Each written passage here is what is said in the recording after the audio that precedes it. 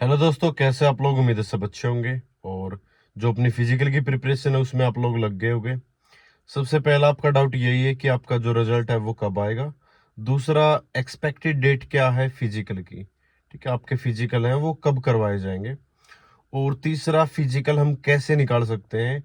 और सबसे ज्यादा जो बच्चे हैं वो कहाँ पर बाहर होते हैं, किस तरीके से जो प्रोसेस है फिजिकल का वो चलता है, वो मैं आप लोगों के साथ शेयर करूंगा, क्योंकि मैंने 2 बार दिल्ली पुलिस का फिजिकल है वो दे रखा है। ठीक है, तो क्या क्या चीजें रहती हैं वो मैं सारी इस वीडियो के अंदर डिटेल के अंदर आप लोगों के साथ शेयर करूंगा। जिसका भी अगर दिल्ली पुलिस का फिजिकल आने वाला है वो इस वीडियो को ध्यान से देख लेना, सेव कर लेना और ज्यादा से ज्यादा शेयर कर देना। तो सबसे पहले रिजल्ट के बारे में बात कर देता हूँ। रिजल्ट आपका कुछ ही दिनों बाद, तकरीबन 5 से 7 दिन के बाद ही आपको रिजल्ट है वो देखने को मिल जाएगा डेफिनेटली। और उसमें जो नॉर्मलाइजेशन स्कोर होगा वो आपका दिखाई देगा। उसके बाद फिजिकल की मैं बात करूं तो 10 से 12 मार्च के बीच में आपका फिजिकल है वो अनाउंस हो जाएगा। मतलब 10-12 तारीख के आसपास आपके फिजिकल है वो स्टार्ट होने जा रहे हैं। उससे पहले हो सकता है कि 7-8 तारीख के आसपास आपका जो दिल्ली पुलिस ड्राइवर का फिजिकल है पहले वो होगा, और उसके बाद आपका एग्जीक्यूटिव का फिजिकल है वो कंडक्ट करवाया जाएगा। तो आपके पास ड्राइविंग लाइसेंस और जो भी डॉक्यूमेंट जो आपने फॉर्म भरते टाइम आपने लगाए थे, कि चाहे वो 10वीं 12वीं आधार कार्ड, ठीक है, ड्राइविंग लाइसेंस और कास्ट सर्टिफिकेट, ओबीसी, डब्ल्यूएस, ठीक है, एससी एसटी, जो भी आपके पास है, या आपने मान लो एनसीसी का सर्टिफिकेट लगाया तो वो सर्टिफिकेट है वो चाहिएगा। या फिर आपने अगर स्पोर्ट्स कोटा ले रखा, स्पोर्ट्स का सर्टिफिकेट है तो वो आपको, ठीक है, उस टाइम पर होना जरूरी है। तो सबसे पहले जब हमारा फिजिकल आता है, जिस भी डेट को आता है, चाहे वो वजीराबाद फिजिकल हो या झाड़ू कला फिजिकल हो, तो मैं जो आपका मैदान होगा ना, जहाँ पर रनिंग ट्रैक होगा, वो बिल्कुल मिट्टी का होगा भाई। जैसे नॉर्मली हम गांव में ग्राउंड देखते हैं, ठीक है, वो बिल्कुल मिट्टी वाला ट्रैक है वो आपको देखने को मिलेगा। और मैं चाहता हूँ कि आप लोग, बहुत सारे ऐसे ही बच्चे मिलेंगे जो नंगे पैर दौड़ेंगे। ठीक है, कि बहुत सारे ऐसे बच्चे मिलते हैं कि जिनकी प्रैक्टिस ना वो बिना जूतों के होती है, कि वो जूते वगैरह नहीं डालते, वो ऐसे ही भागते। तो ऐसा नहीं करना, ठीक है, अगर हो सके तो ऐसा नहीं करना। आप लोगों ने अच्छे रनिंग शूज हैं, ठीक है, वो लेने हैं। ठीक है, और ज्यादा महंगे परचेज मत कर लेना। और ऐसा भी नहीं कि फिजिकल के टाइम आप नए परचेज करके तब आप रनिंग करो, नहीं। आप जिस भी शूज में रनिंग कर रहे हो ना, वही शूज आप लोगों ने वहां पर पहन के जाने।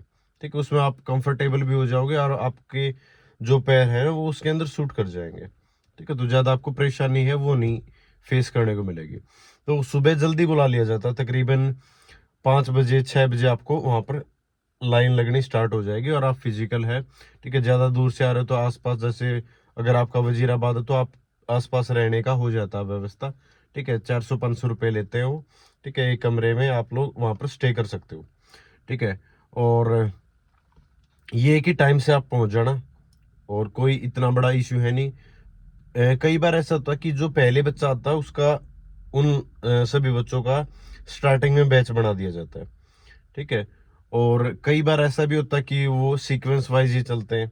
ठीक है, तो वो उसी दिन डिपेंड करेगा कि किस हिसाब से वो फिजिकल करवा रहे हैं। आपका बैच है वो बनाया जाएगा प्रॉपर, कि 50-50 बच्चों का वो बैच है वो बनाया जाएगा। और जो ट्रैक होगा वो 400 मीटर का ट्रैक होगा, और आपके पैरों पे चिप है वो बांध दी जाएगी। ठीक है, पहले जो चेस्ट वगैरह नंबर वगैरह वो सीरियल नंबर दे दिए जाते हैं। और उससे पहले डॉक्यूमेंट है, डॉक्यूमेंट में सिर्फ डीएल और आधार कार्ड, ठीक है, जो भी बायोमेट्रिक होती है वो होती है। ठीक है, उसके बाद आप लाइन में बैठ जाओगे सीक्वेंस में, मतलब वो बैच बना लेंगे कि 50 का बैच हो गया, ये 50-50 बच्चों का एक बैच है वो इकट्ठा कर लेंगे। ठीक है, वो आने के बाद आपको चिप है वो प्रोवाइड कर दी जाएगी, कि आप चिप है वो अपने पैर में बांध सकते हो। ठीक है, वॉच वगैरह अलाउड नहीं रहती, लेकिन बाहर से बता देते हैं कितना टाइम हो चुका है। ठीक है, तो जब आपको दौड़ाया जाएगा तो एक बॉक्स होता है, उसमें से आप निकलोगे तो जो आपके पैरों में वो चिप बंधी है वो आवाज करेगी। ठीक है, एक साउंड है वो क्रिएट करेगी, उससे ये हो जाएगा कि आपकी जो चिप है, जो आपका टाइम है वो स्टार्ट हो चुका है। तो ऐसा नहीं है कि आप लोगों ने एक साथ ही दौड़ना है, कि जो भी उस बॉक्स से क्रॉस करता जाएगा, ठीक है, उसका जो टाइम है वो स्टार्ट होता जाएगा। ठीक है। तो जो भी आप लोगों ने जिस हिसाब से प्रैक्टिस कर रखी है उसी हिसाब से रनिंग करनी है। ऐसा एक्साइटमेंट में ये नहीं करना है कि मेरी रनिंग स्टार्ट हो गई और मैं एकदम से तेज दौड़ने लग जाऊं। ठीक है, बहुत सारे ऐसे बच्चे होते हैं कि जो एक्साइटमेंट में बहुत ज्यादा जो तेज है वो दौड़ने लग जाते हैं पहले ही चक्कर में, पहले ही राउंड में, जिसकी वजह से वो तीसरे राउंड में, ठीक है, बिल्कुल उनका जो अंदर की एनर्जी होती है ना, पावर होती है, वो बिल्कुल जीरो हो जाती है, फिर उनसे चौथा चक्कर लगता ही नहीं। तो ऐसा नहीं करना। जिस हिसाब से आपने प्रैक्टिस कर रखी है ना ग्राउंड पे, आप लोग यहाँ पे टाइम नोट करोगे अपना कि कितने टाइम में आप एक चक्कर लगा रहे हो, उसी हिसाब से आप लोगों ने स्टेप वाइज आप लोगों ने मूवमेंट करनी है। कि जब भी आप राउंड लगा रहे हो तो कुछ ना कुछ दिमाग में इस तरीके से सोच के चलना है कि अब मेरे को क्या करना है, क्या नहीं करना है। ठीक है, किसी एग्जाम के बारे में सोचने लग जाओ, घर वालों के बारे में सोचने लग जाओ, कुछ भी, मतलब जो भी आपके दिमाग में थॉट्स आता है ना, वो थॉट्स लेके चलो। उससे क्या होगा कि आपका ध्यान है वो नहीं भटकेगा। क्योंकि बहुत सारे बच्चों को ना सिन पेन वगैरह होता है, अभी भी चल रहा होगा सिन पेन, तो सिन पेन का इलाज भाई ग्राउंड पे ही ठीक होगा वो। ठीक है, आप बैक रनिंग कर लो और ऑयल मसाज है वो कर लो। ठीक है, उन्हीं चीजों से ठीक है वो हो सकता है। ठीक है, सरसों का तेल गर्म करके और उसमें हींग वगैरह ये चीजें डाल के आप लोग मसाज कर सकते हो। ठीक है, मसाज ही इसके लिए वो है, बाकी और कुछ कर नहीं सकते। और मेडिसिन, टैबलेट, इंजेक्शन कुछ भी मत लेना, परेशानी में पड़ जाओगे। बहुत सारे ऐसे बच्चे होते हैं जो, ठीक है, कि पेन किलर है वो ले लेते हैं। ठीक है, ऐसा बिल्कुल भी नहीं, कुछ भी नहीं करना भाई। आप सुबह है एक चॉकलेट है वो ले जाओ। ठीक है, ज्यादा ये भी नहीं कि आप बिल्कुल खाली पेट दौड़ो या फिर कुछ खाना पीना खा के दौड़ो। ठीक है, आप चॉकलेट वगैरह या ऐसी एनर्जी ड्रिंक है वो लेके आप दौड़ सकते हो। ठीक है, उससे पहले कि आपका जब ये लगे कि मेरा बैच आने वाला है, उससे पहले आप वो चीजें हैं, ठीक है, लेके दौड़ सकते हो। तो आपको 4 राउंड लगाने हैं। 4 राउंड में कोशिश ये करनी है कि पहला स्टेप में बच्चों को थोड़ा सा काटता चलो। काटता का मतलब ये कि मेरे को 10 बच्चे पीछे छोड़ दिए मैंने, या 12 बच्चे हैं वो पीछे छोड़ दिए। नेक्स्ट राउंड में ये कोशिश करो कि जो और बच्चे हैं, एक एक बच्चे को आप क्रॉस करते चलो। ठीक है, आपकी कोशिश ये रहनी चाहिए कि मैं एक एक बच्चे को, एक एक दो दो बच्चे को क्रॉस करता चलूं। जब आपके 2 राउंड हो जाएंगे तो तीसरे में स्टेप वाइज आप अंदर से, क्योंकि वो काफी खाली हो जाता, तो आप अंदर से दौड़ना, जो अंदर वाला सर्कल है उसके साथ साथ से दौड़ना है। और जो फोर्थ राउंड होता है उसमें जितनी भी आपकी एनर्जी है पहुंच जाओगे। ऐसा कुछ नहीं होगा कि मान लो फोर्थ में अगर आपने ज्यादा जोर लगा दिया तो आप बीच में रह जाओ, नहीं रहोगे भाई। जितना जोर है आपके अंदर वो लगा दो फोर्थ चक्कर के अंदर। ठीक है, आप रनिंग है को क्वालिफाई कर जाओगे। सबसे ज्यादा बच्चे रनिंग में ही बाहर होते हैं। 50 बच्चों में से जो रनिंग की रेशियो आती है ना, वो 18 से 20 बच्चे ही पास होते हैं, अगर टाइम प्रॉपर मिलता है तब। अगर टाइम प्रॉपर नहीं मिलता तो और भी कम बच्चे हैं, 12 बच्चे, 15 बच्चे हैं वो पास होते हैं। हमारे टाइम पर 2022 में एक ऐसा ही बैच था जिसमें 50 में से सिर्फ एक बच्चे ने रनिंग है वो पास की थी। ठीक है, वो ऐसा इसलिए हुआ था क्योंकि वो ग्रुप में दौड़ने लग गए थे, कि एक दूसरे से बात करके कि हम ग्रुप में एक साथ जाएंगे। ठीक है, वो ग्रुप पूरा पूरा 6 मिनट से ऊपर टाइम ले गया और सभी बच्चे हैं वो डिस्क्वालीफाई हो गए थे। ठीक है, तो किसी के साथ इस तरीके से भाईबंदी में या इन चीजों के ग्रुपबाजी के चक्कर में मत पड़ना। आपका सिलेक्शन आप पे ही डिपेंड करेगा और आपके ही हाथों में है ये चीजें।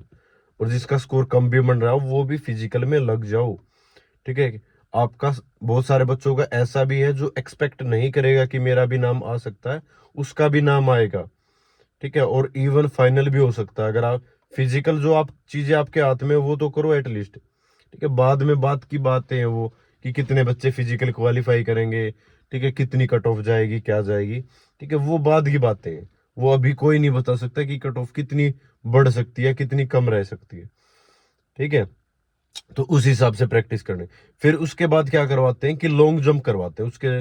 जस्ट ये मान लो कि 5 मिनट के अंदर या मैक्सिमम 10 मिनट के अंदर वो बुला लेते हैं, जिन वो नाम बोल देते हैं कि इन इन बच्चों ने, ठीक है, वो क्वालिफाई किया है रनिंग। उसके बाद लॉन्ग जंप, उसमें ये होता है कि जो फ्लैट ट्रैक ही होता है उसमें खोद दिया जाता है और वहां पर रेती वगैरह वो डाल दी जाती है। ठीक है, तो थोड़ा बहुत अगर आपका पीछे से पैर है, फुटा रखा जाता है, फुटे से आपको जंप करना, लॉन्ग जंप।